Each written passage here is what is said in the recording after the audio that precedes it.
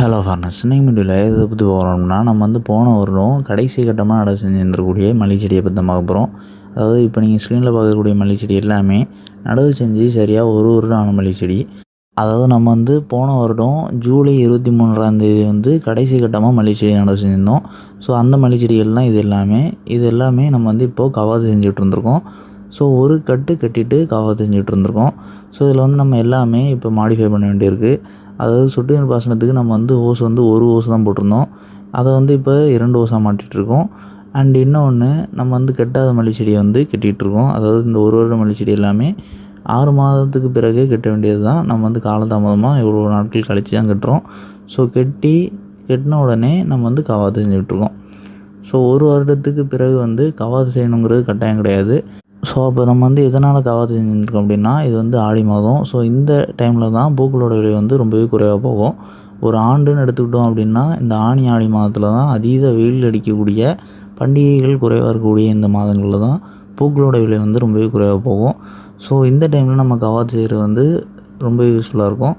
ஏன்னா நம்ம விலை அதிகமாக இருக்கக்கூடிய நேரத்தில் கவாத்து செய்கிறது நமக்கான அந்த பூக்களை சந்தைப்படுத்துகிற நாட்களும் அண்ட் மகசூலோட விலை இது எல்லாமே பாதிக்கப்படும். ஸோ அதனால் கவாத்து செய்கிறது முடிஞ்ச அளவு இந்த மாதிரி விலை குறைவாக இருக்கக்கூடிய மாதங்களில் கவாத்து செய்யுங்க. அண்ட் ஆவணி மாதத்தை பொறுத்தவரை பொதுவாகவே விலை கூடுதலாக இருக்கும். ஸோ நம்ம அதை கணக்கு பண்ணி மல்லிகை செடிகள் எல்லாமே கவாத்து செஞ்சுருக்கோம். ஸோ ப்ரீவியஸாக பெரிய மல்லிகை செடிகள் எல்லாமே, அதாவது 2 வருடம் ஆன மல்லிகை செடிகள் எல்லாமே நம்ம கவாத்து செஞ்சு விட்டு பிளாங்க் ஃபில்டர் பயன்படுத்தியிருந்தோம். ஸோ அதை பற்றி தொடர்ச்சியான வீடியோஸ் பப்ளிஷ் பண்ணிகிட்ருக்கோம். ஸோ இது நம்ம 3ஆம் கட்டமாக நடவு செஞ்ச மல்லிகை செடி. ஸோ இந்த மல்லிகை செடிகள் எல்லாமே நம்ம நடவு செய்கிறதுக்கு குழி தோண்டினதுலேருந்து அதை நடவு செய்கிறது, எப்படி நடவு செய்யணும், அண்ட் நடவு செஞ்சதுக்கு பிறகு என்னென்ன மருந்துகள்லாம் நம்ம தொடர்ச்சியாக பயன்படுத்தியிருந்தோம், அது எல்லாமே நம்ம பார்ட் வைஸ் பப்ளிஷ் பண்ணியிருந்தோம். அண்ட் அது எல்லாத்தையுமே நம்ம ஒரு ப்ளேலிஸ்ட்டில் போட்டு வச்சுருந்தோம். ஸோ அந்த ப்ளேலிஸ்ட்லேருந்து நம்ம இந்த வீடியோட டிஸ்கிரிப்ஷனில் லிங்க் பண்ணுறோம். ஸோ அந்த ப்ளேலிஸ்ட்டில் கிளிக் பண்ணி நீங்கள் பார்க்கணும், நீங்கள் போய் பார்க்கலாம். ஸோ இந்த மல்லிகை செடி எல்லாமே நம்ம நாற்று நடவு செஞ்சதுலேருந்து பூக்கிற வரை அதில் வீடியோஸ் இருக்கும். அண்ட் இதில் நீங்கள் பார்த்தீங்கன்னா தெரியும், நம்ம ஒரு கட்டு கட்டியிருந்திருக்கோம். ஸோ ஒரு கட்டு கட்டினா போதும் அப்படின்னு கேட்டிங்கன்னா, உங்களோட மல்லிகை செடி ஒரு வருடத்துக்கு பிறகு தான் நீங்கள் கட்டுறீங்க. அப்படிங்கும்போது ஒரு வருடத்துக்கு தேவையான முழு வளர்ச்சி ரொம்ப வீரியமாக மல்லிகை செடி வளர்ந்துருந்து அப்படின்னா நீங்கள் 2 கட்டுகள் கட்டலாம். ஆனால் 2 கட்டுகள் கட்டுறதுல குறிப்பிடப்பட வேண்டிய விஷயம் என்ன அப்படின்னா, கீழே ஒரு கட்டு தரையிலேருந்து ஒரு அடி உயரத்துக்குள்ளே இருக்கணும். அந்த 1 அடி உயரத்துக்குள்ளே இருக்கக்கூடிய அந்த கட்டு முடிஞ்ச அளவு கொப்புகளை ஒருங்கிணைச்சி சரிஞ்சிருக்கக்கூடிய மண்ணில் படர்ந்துருக்கக்கூடிய கொப்புகள் எல்லாத்தையுமே நம்ம ஒருங்கிணைச்சி நேராக எவ்வளோ தூரம் கொப்புகளுடைய அளவுக்கு வளைச்சி கொண்டு வர முடியுமோ அந்தளவுக்கு கொண்டு கட்டணும். ஸோ அதற்கு பிறகு நம்ம 2ஆம் கட்டு கட்டுறோம் அப்படிங்கும் பட்சத்தில் கொப்புகள் நீண்டு இருக்கும் பட்சத்தில் நம்ம கட்டலாம். அதாவது செடி ரொம்ப படர்ந்து விரிந்து காணப்படும் பட்சத்தில் நம்ம கீழே கட்டியிருக்கக்கூடிய கட்டிலேருந்து சரியாக ஒரு ஜான் உயரத்தில் 2ஆம் கட்டு கட்டலாம். ஆனால் அந்த 2ஆம் கட்டு நம்ம கட்டும்போது அந்த இடத்துல மல்லிகை செடியோட கொப்புகள் நம்ம கீழே கட்டியிருக்கக்கூடிய கட்டு இருக்க ஒடுக்கத்தோட விரிந்து காணப்படணும். அதாவது கீழே நம்ம கயிறு கட்டியிருக்கக்கூடிய சுற்றளவு இருக்க ஒடுக்கத்தோட மேல்புறம் 2ஆவது கட்டு கட்டக்கூடிய அந்த கயிறோட சுற்றளவு செடியை விரிந்த அளவில் காணப்படணும். ஸோ அப்படி ரொம்ப விரிய முடியலை, விரித்து நம்ம கட்ட முடியல, ரொம்ப ஒடுங்குது அப்படின்னா நம்ம 2ஆம் கட்டு கட்டுறதை தவிர்க்கிறது நல்லது. ஏன்னா செடி ஒவ்வொரு கட்டு கட்டும் போதும் செடி நல்லா விரிவடைந்து வளரணும். ஸோ அந்த கொப்புகள் நம்ம விரிவடைய விட்டு அதை உயர்த்தி கட்டும்போது கட்டி கவாத்து செய்யும்போது கீழேருந்து கொப்பு மேல் நோக்கி ஒவ்வொரு கட்டுக்கும் விரிஞ்சு கொண்டே வரும். ஸோ அப்படி விரிஞ்சிக்கிட்டு வரும்போது தான் பூக்கள் அதிக அளவு பூக்கும். கொப்புகளோட எண்ணிக்கை ஒவ்வொரு முறை கவாத்து செய்யும்போதும் இன்னுமே அதிக அளவில் மல்டிப்ளை ஆகும். ஸோ இந்த ப்ராசஸ்க்காக தான் கீழே ஒரு கட்டு நம்ம 1 அடி உயரத்துக்குள்ளே கட்டுறோம் அப்படின்னா அதுலேருந்து 1 ஜானுக்கு அப்புறம் நம்ம கட்டக்கூடிய கட்டு கொஞ்சம் விரிஞ்சிருக்கணும். அண்ட் அதுலேருந்து நம்ம கட்டக்கூடிய 3ஆவது கட்டு, அதாவது 3ஆவது முறை நம்ம கவாத்து செய்ய போகிறோம் அப்படிங்கும்போது 3ஆவது கட்டு கட்டிட்டு கவாத்து செய்யலாம். ஸோ அப்படி கட்டக்கூடிய அந்த கட்டு 2ஆவது கட்டை விட கொப்புகள் அதிகமாக சுற்றளவில் விரிஞ்சிருந்துருக்கணும். ஸோ இது கொஞ்சம் விரிஞ்சிருந்துருக்கணும் அப்படிங்கிறது நம்ம கீழே கட்டியிருக்கக்கூடிய கட்டோட அதுக்கு 1.5 மடங்கு விரிஞ்சிருந்துருக்கணும் அப்படின்னு எடுத்துக்கலாம். அண்ட் 2ஆம் கட்டை விட 3ஆம் கட்டு 1.5 மடங்கு விரிஞ்சிருந்துருக்கணும் அப்படின்னு எடுத்துக்கலாம்.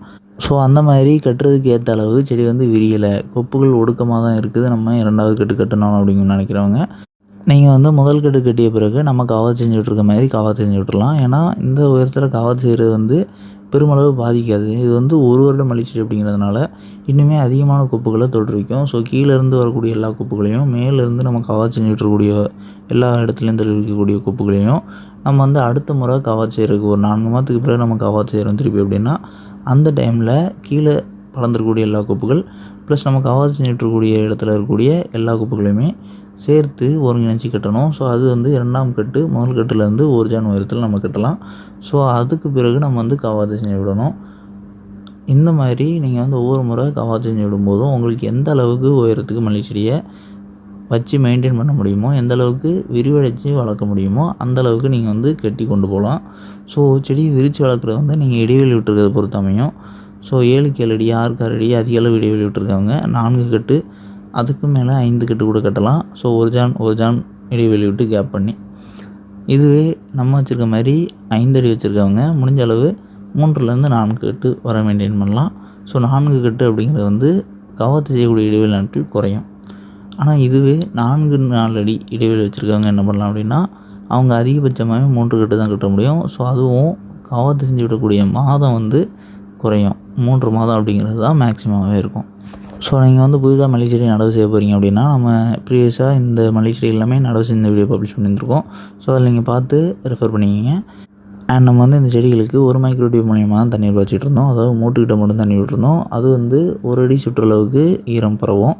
அண்ட் நம்ம வந்து இப்போ என்ன பண்ணுறோம் அப்படின்னா, அதை எடுத்துகிட்டு செடிக்கு 2 சைடும், அதாவது சரியாக செடியை வந்து மையமாக வச்சுட்டு அதில் 1 அடி அளவு கணக்கு பண்ணிட்டு 2 சைடும் ஒவ்வொரு மைக்ரோ டியூப் வந்து போடுறோம். ஸோ இந்த அளவில் நம்ம போடும்போது செடியை சுற்றிலும் வேர்கள் இல்லாத இடத்துல வேர்கள் வந்து வளர ஆரம்பிக்கும். அண்ட் ஆல்ரெடி இருக்கக்கூடிய வேர்கள் இனிமேல் விரிவடைஞ்சு வளரும். ஸோ அதுதான் நமக்கு வந்து தேவை. அந்த மாதிரி வளர்ந்துச்சுனா தான் நம்ம உரமிடக்கூடிய உரத்தில் இருக்கக்கூடிய சத்துக்களை வந்து முழுமையாக பயிர் வந்து எடுக்கும் முடிஞ்சளவு. ஸோ அதுக்கு நம்ம வந்து இந்த மாதிரி 2 மைக்ரோ டியூப் போட்டு 1 வருடம் ஆனதுக்கு பிறகு நம்ம வந்து பண்ணலாம்.